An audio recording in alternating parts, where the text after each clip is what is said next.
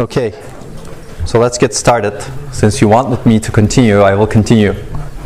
But we have only 25 minutes, which means that we're going to cover only the summary part. This may be good actually, then you can get a chance to think about what we've discussed so that we can have a better discussion next week in terms of strengths, weaknesses, ideas, ... Does that sound good? Okay. Next paper I chose is also my paper. I'm happy to choose these. This makes my life easier, clearly. But it also makes me give you a historical perspective in a much better way, right? And these are... Okay, this is the paper. It was published in Micro 2011. This is joint work with Penn State and Microsoft Research. Okay, so let's start. It's called Application-Aware Memory Channel Partitioning, and I'm borrowing slides from my PhD student Lavanya's presentation at Micro. So we're going to follow the same structure exactly, although we may have some slight changes, different parts maybe at different lengths. So this is also tackling the main memory as a bottleneck. This thing has a mind of its own. It has these things that no one should ever use, in my opinion, which is really play the narratives. Do you know what that is? It automatically changes the slides on you. I don't know why it does that. Let me see. I cannot see anything.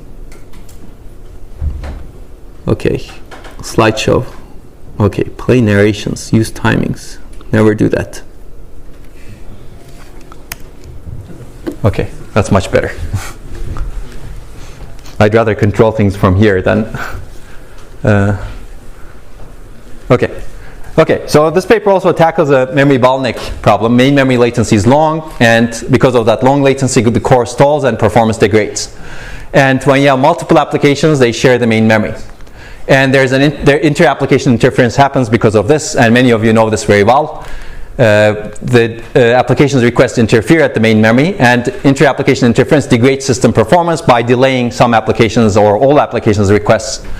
And the problem becomes more exacerbated as the number of cores increases, as the memory bandwidth doesn't scale up with the number of cores. So you know this very well, hopefully by now. So the goal of this work is to mitigate inter-application interference. And the predominant approach so far, while the paper was written, was doing request scheduling in an application-aware manner in the memory controller.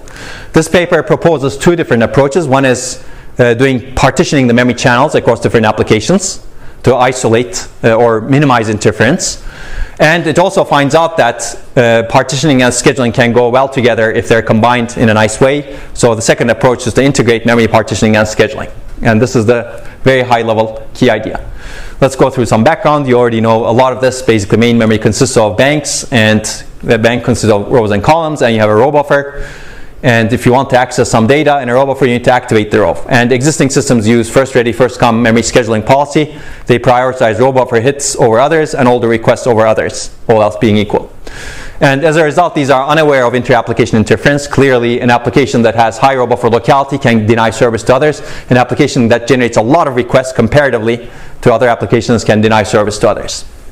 So the novelty of this work is, compared to this previous approach, is to propose a new approach that is different from request scheduling. So let's overview the previous approach first. Previous approach is making the memory scheduler aware of the applications. So memory scheduler monitors the application characteristics.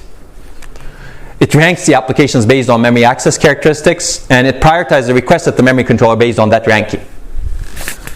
Let's take an example. This is the most closely related work that the paper later compared to. This is also our work, thread cluster memory scheduling. The idea is this, basically. You have threads in the system. These are hardware threads.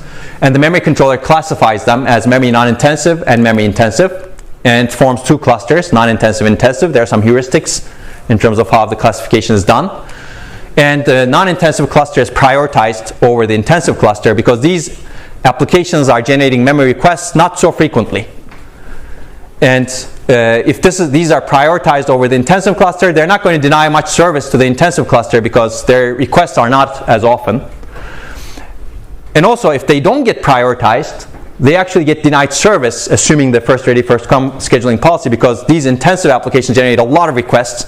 And if these applications don't get prioritized, they will get delayed behind a queue of many requests that are coming from these intensive applications. That's the insight in this prior work. And this work will utilize that insight partially to do something different. So this prior work proposes prioritizing this in non-intensive cluster. Within the non-intensive cluster, it gives higher priority to applications that are least intensive, because those are the applications that don't generate a lot of requests. Again, if you service that application's request, the application continues progress in its core. The goal is to maximize core utilization. And within these high priority within these intensive applications, the prior work realizes that you need to be very careful, because these are all very heavy applications. Think of these as elephants. I think of these as mice, and these are elephants. You definitely don't want mice to be killed by the elephants stomping the mice. That's not a good thing. That's why prioritize the mice. They're not going to hurt the elephants that much. Of course, if you go to the extreme, they might hurt the elephants also, but in general, we see that they don't hurt the elephants as much. An elephant hurting mice is more common case. But you need to be very careful in terms of how you schedule the elephants, because elephants can kill each other also. So in this case, basically, the paper proposes fair scheduling. Not exactly round robin, but it's kind of like a weighted round robin mechanism.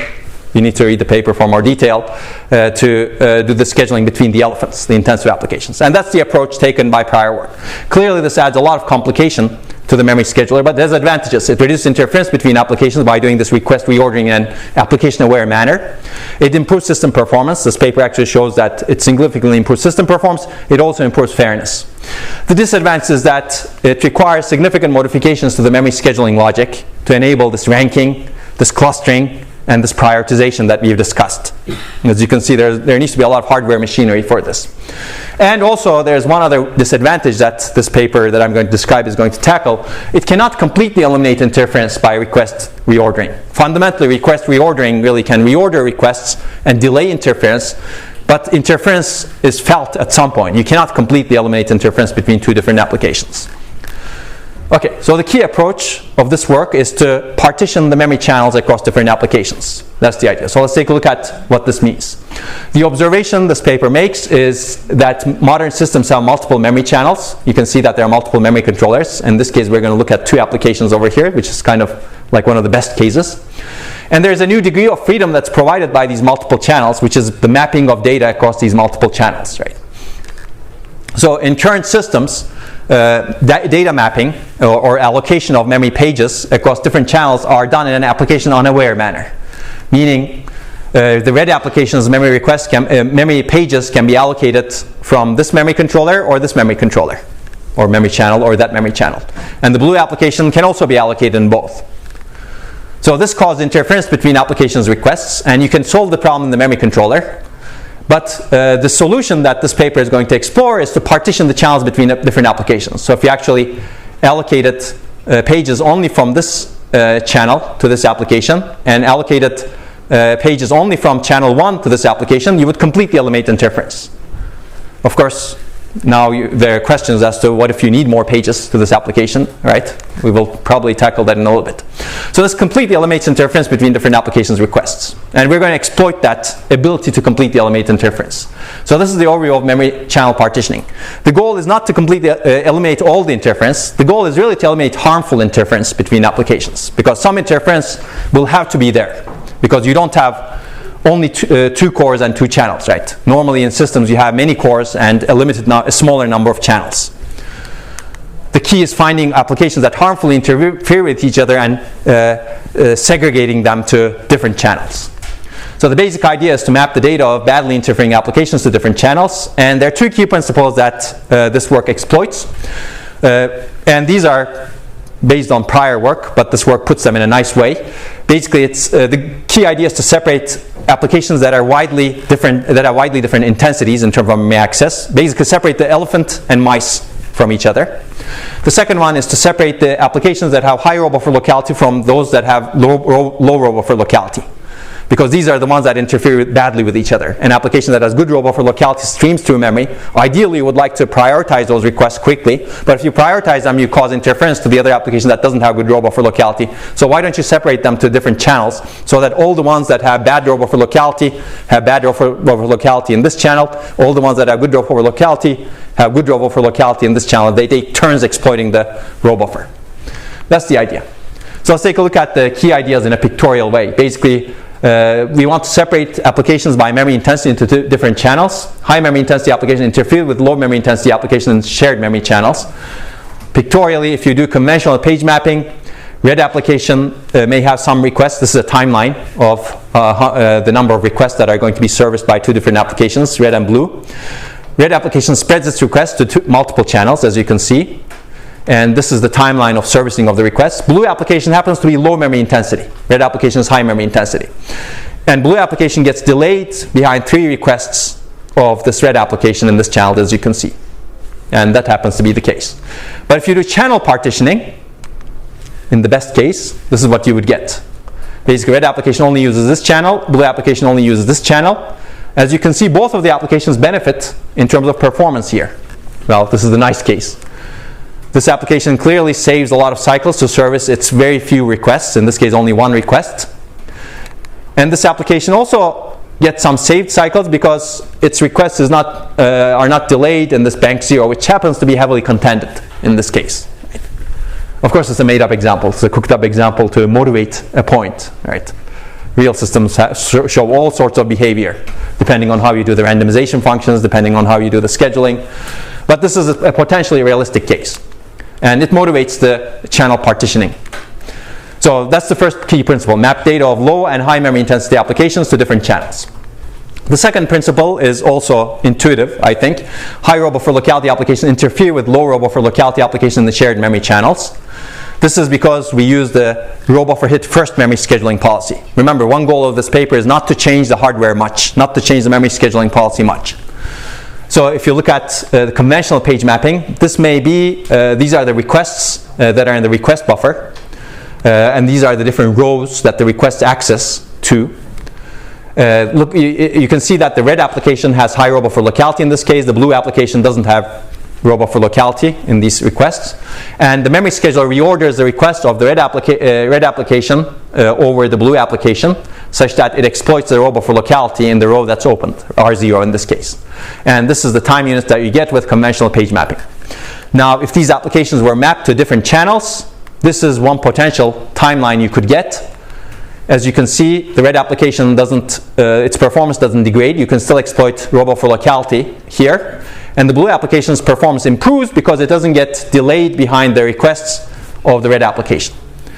Now clearly, the impact that is shown over here is limited by the width of the slide, because you might imagine 100 requests of red application going to row 0, right? So you could actually save a lot more cycles than what is actually shown in the slide if the robot for locality of this application is very large, as well as intensity is very large. But you could imagine this case happening between 2 very highly intensive applications. One of them has extremely good robot for locality. One elephant has very good robot for locality. Another elephant has very bad robot for locality. The elephant that has good robot for locality will deny service to the elephant that has very bad robot for locality. Instead, we could eliminate the interference between the elephants by mapping them to different channels. Okay, that's the second key insight. Map the data of low and high robot for locality applications to different channels. Okay, so those are the key insights. Now the question is, how do you actually put them to work? And now that leads to the mechanisms in some detail. Let's take a look at the mechanisms. I should speed up a little bit. Basically, this is a hardware-software cooperative mechanism also. Hardware provides profiling, and you need to classify applications into groups. You need to partition channels between application groups, assign a preferred channel to each application. So it's not a hard partitioning mechanism. It's important to realize that. If you do hard partitioning, you run into memory capacity issues. Because if you do hard partitioning, you cannot allocate memory anymore from this channel, and the channel is full. And if you don't allow an application to be allocated memory from some other channel, now you get a page fault. Now you need to actually pay a lot higher cost. That's not the proposal of the paper. That's very bad, I think, in general. So the paper is still flexible. It tries to minimize the overhead that it introduces by assigning a preferred channel to each application. And if enough pages are not available in that preferred channel, then you allocate from some other page. And actually, the paper proposed a page replacement policy. And actually, there are potential research that could be done in page replacement policies for this, which is not covered in the paper. And then the next step is to allocate application pages to the preferred channel as much as possible, without, of course, getting into page faults. So this is a part that's done in hardware only, profiling part, because you need some specific performance counters for this that don't exist in real systems. or that is not fully at least. And this is the part that's put into system software in the paper. But of course, you can imagine doing all of this in hardware. And if the counters already exist, you could imagine doing all of this in system software potentially as well. So okay, let's take a look at these steps in relatively some detail. Hardware counters collect the application memory access characteristics, and as I mentioned, there are two key things that are to be considered. Last level cache misses per kilo instruction, that's the memory intensity metric that's used in this paper. It's not the only metric, but this is a good metric that the paper proposes. Row buffer locality, row buffer hit rate, the percentage of access that hit in the row buffer. You could imagine other metrics, and we could actually go into a rat hole in terms of the metrics. While doing the research, actually, Lama and I looked at many, many different metrics with the collaborators. The second step, once you know the information about the application, you classify them. The first step is to test the intensity. The application is classified as low intensity if this is low. It's classified as high intensity if it's high. And for low intensity applications, we don't care about row buffer locality. At least that's the empirical results show. For high intensity applications, we further classify applications into high intensity low row buffer locality and high intensity high row buffer locality, because this is where interference really happens between the row buffers a lot. Once you segregate applications between low intensity and high intensity, within this cluster, you don't get a lot of interference because these are low intensity to begin with, assuming you did this clustering correctly. Okay, now the next step is to partitioning the channels among groups. Clearly, you have many applications over here, and you have fewer number of channels over here. Then the question is, how do you allocate applications to the channels? And the paper proposes some allocation mechanism. It first assigns number of channels proportional to the number of applications in each group, low intensity, high intensity, basically each of these three groups. So it first allocates low intensity applications, and then it allocates these two different ones. And within these two, it assigns a number of channels proportional to the bandwidth demand of the group, so that it doesn't cause a lot of bandwidth imbalance. Because once you start partitioning channels across different applications, you may start causing bandwidth imbalance, right? In fact, that's one problem with the low intensity applications over here. Because you want to protect these applications, you want to assign enough number of channels to them, but they're not, by definition, they're not utilizing the bandwidth really well. So you're clearly causing some bandwidth imbalance in this system. But the paper shows that that's a reasonable trade-off. You're basically wasting some bandwidth, but you're improving the interference in the system. And then you assign proportionally to, but you don't want to cause a lot of bandwidth imbalance over here, because these are really bandwidth sensitive applications. Okay, so there's more, and then the next step is partitioning channels among groups. There's another step to finish this. Now you have three types of channels. And then the next step, assign each application a preferred channel from its group's allocated channels. And the paper proposed another heuristic. It distributes applications to channels such that group's bandwidth demand is balanced across its channels. So let's take a look at low intensity applications, channel 1, channel 2. If you have three applications, MPKI 1, 3, and 4, this is what we try to do. It's a heuristic, again, right? It's not perfect. Basically, we try to equalize the sum of MPKIs across different channels. And then the next step is to enforce channel preferences computed in the previous step. On a page fault, the operating system allocates page to the preferred channel if there's a free page available in the preferred channel. Otherwise, it doesn't do a hard partitioning. The replacement policy tries to allocate a page to the preferred channel. And if it fails, it allocates page to another channel. So we slightly modify the replacement policy to evict stuff from the preferred channel first. And it turns out there's a lot of slack in the existing replacement policies, page replacement policies, because you have a lot of pages in memory. And if you have a few number of channels, you can find a page that's reasonable to evict from the channel that you are preferred on. Okay, this is very interesting. I think there are a lot of interesting questions here that span across the stack clearly. And the operation of this is interval based. Basically, you have some current interval where you profile the applications. At the end of the interval, you do this classification, partitioning, and assigning of preferred channels. And the next interval, you enforce the channel preferences. So if you want to migrate an application's pages from one channel to another, you may actually want to do that over here. And the paper has some small discussion, although it doesn't talk a lot about dynamic migration in this case. Okay, so let's go back. The previous approach was application-aware memory request scheduling. The paper's approach, we've already discussed, application-aware memory channel partitioning. But the paper also realizes that it makes sense to combine partitioning and scheduling together. And the observation is this. I already said that, actually. Applications with low memory intensity rarely access memory. And dedicating channels to them results in precious memory bandwidth waste. And the paper realizes that they actually have the most potential to keep their cores busy, and you would really like to prioritize them. You don't want to dedicate channels to the lowest memory intensity applications. You would really like to prioritize them. And if you prioritize them, they interfere minimally with other applications, so prioritizing them doesn't hurt others. So the paper comes up with another category, which is very low memory intensity applications, and it basically doesn't enable them to participate in the memory channel partitioning. It doesn't allocate channels to them. It basically allocates pages to these applications from all channels, but basically modifies the memory scheduler minimally to enable the prioritizing of these applications over other applications. And for the remaining applications that uses memory channel partitioning. So that's the idea. Basically, there's minimal change to the scheduler to prioritize these very low memory intensity applications because it doesn't make sense to dedicate channels to them, and it makes a lot of sense to prioritize them. Let's take a look at the results. Okay, the hardware cost first. That was one of the motivating goals, actually, because these memory schedulers are complex. Can we solve the problem in a different way? If you just do memory channel partitioning, you just need profiling counters and hardware, no modifications to the memory scheduling logic. You can keep the oldest first and row buffer hit first policy, first ready, first come, first serve. I'm not suggesting it's a good idea, but the paper shows that you could improve performance significantly over that. And it's a relatively low storage cost. If you actually integrate memory partitioning and scheduling the way proposed in the paper, you need to add a single bit per request in the memory controller, and the scheduler basically looks at that single bit to prioritize. And that's very easy to do. It's not as complicated as ranking and clustering. Let's look at the methodology. It's again in simulation, and the paper looks at an aggressive system, 24 cores, 4 channels, and you can look at the memory models. And the paper has a lot of workload categorization. It basically looks at 240 multi-programmed workloads and categorizes them based on memory intensity, and it uses some metrics. These are the works that it compares to. It compares to FRF-CFS. It compares to Atlas, which prioritizes applications with memory. These are all memory scheduling works. It compares to thread cluster memory scheduling, which we discussed briefly. I'm speeding up because we don't have a whole lot of time. Actually, 3 minutes. I think we'll be done in 3 minutes. That's good. I'm not going to go over all the results in the paper, but clearly the paper shows that as the application memory intensity increases, you get higher benefits.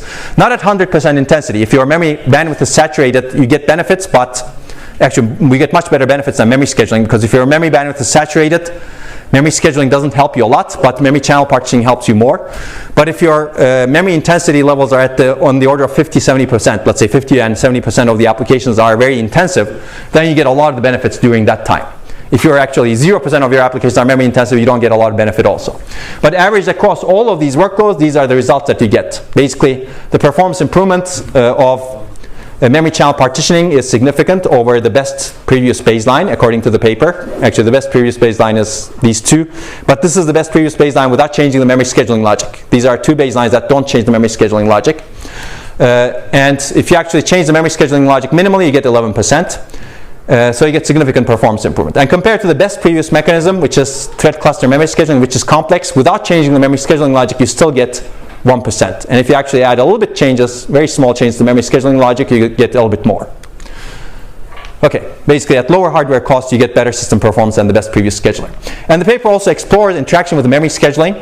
Basically, it looks at, again, average across all the workloads. This is the performance of baseline scheduler, Atlas scheduler, and thread cluster memory scheduler. Clearly, you see performance benefit. This is without integrated memory scheduling and partitioning. If you actually add integrated memory scheduling and partitioning on top of each of these baselines, you get significant performance improvements. But this is actually interesting. You don't get a lot of performance improvement over thread cluster memory scheduling because it turns out, well, first of all, the first conclusion is that you improve performance regardless of the baseline scheduling policy.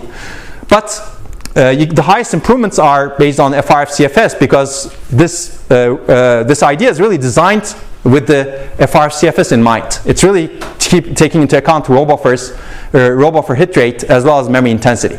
If you were designing a memory channel partitioning mechanism for some of the other schedulers, maybe this is not a great fit because some of the other memory schedulers are already eliminating interference that's happening because of row buffer hit rate and intensity. Maybe you need to take into account other considerations to do the channel partitioning on top of these other schedulers. This is actually a very interesting graph, I think. Follow-up work maybe should look at how to do the memory channel partitioning, because memory channel partitioning fundamentally needs to be integrated with the memory scheduling also, in my opinion.